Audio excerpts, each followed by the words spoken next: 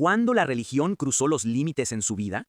Crecí en un lugar donde las paredes no tenían oídos, tenían ojos. Para el mundo exterior éramos la familia perfecta, impecables, amables y siempre con una sonrisa. Pero dentro de nuestra comunidad, la religión no era una guía espiritual, era un manual de supervivencia. Mi nombre es Daniel, y durante 22 años viví en una burbuja donde pensar por cuenta propia era el pecado más grave de todos.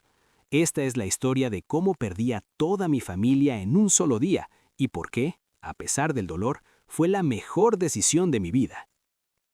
Imaginen no tener cumpleaños, no tener Navidad, no tener amigos fuera de un círculo de 50 personas que visten igual que tú.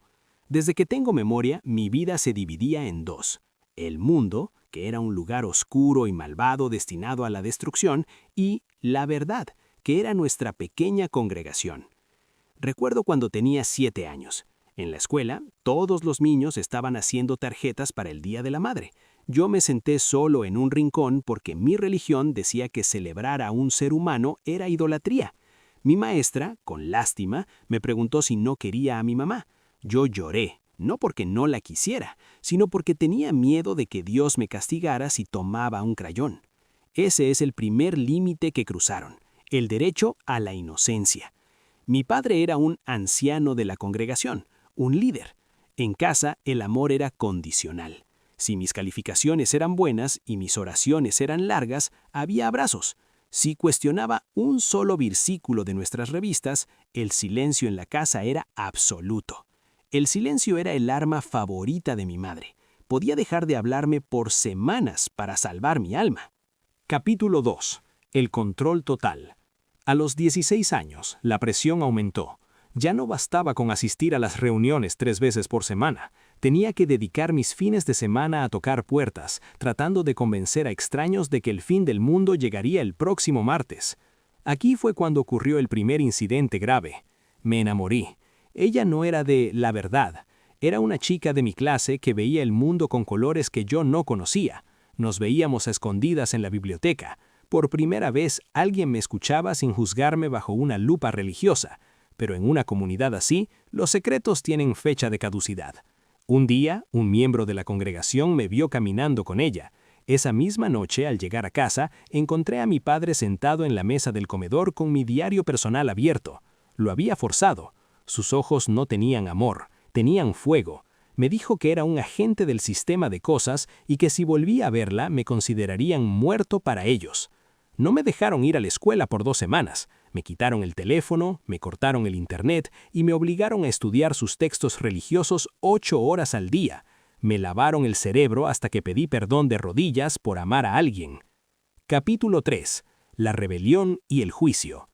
A los 21 años, algo dentro de mí se rompió. Empecé a leer libros de ciencias, de filosofía, de otras religiones, cosas que estaban prohibidas bajo pena de expulsión.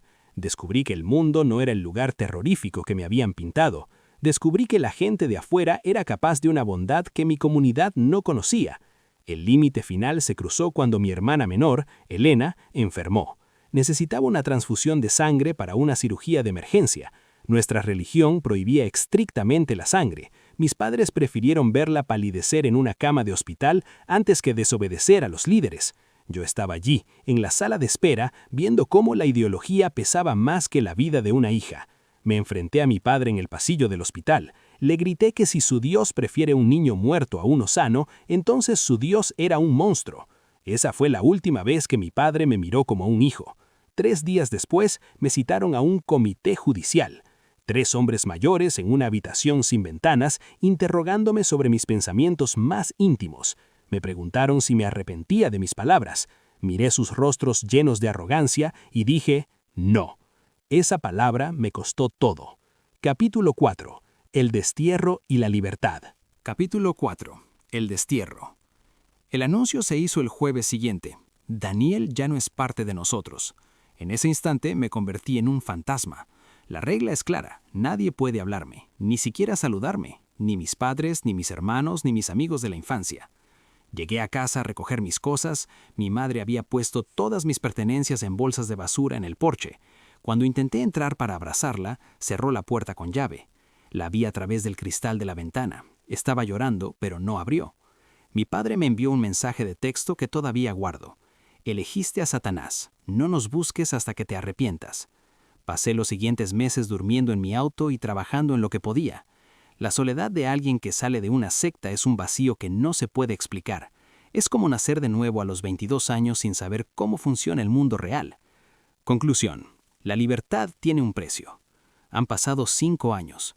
Hoy tengo una vida propia. Celebro mi cumpleaños, tengo amigos que me quieren por quien soy y no por lo que creo. Y finalmente terminé mi carrera.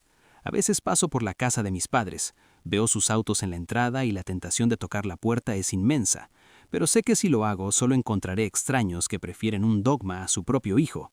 La religión cruzó el límite cuando intentó decidir por quién debe latir mi corazón y qué sangre debe correr por mis venas. Si estás escuchando esto y te sientes atrapado, solo quiero decirte una cosa. El mundo es grande, es hermoso y hay una familia esperándote allá afuera que no te pondrá condiciones para amarte. Perderlo todo fue el precio que pagué por encontrarme a mí mismo.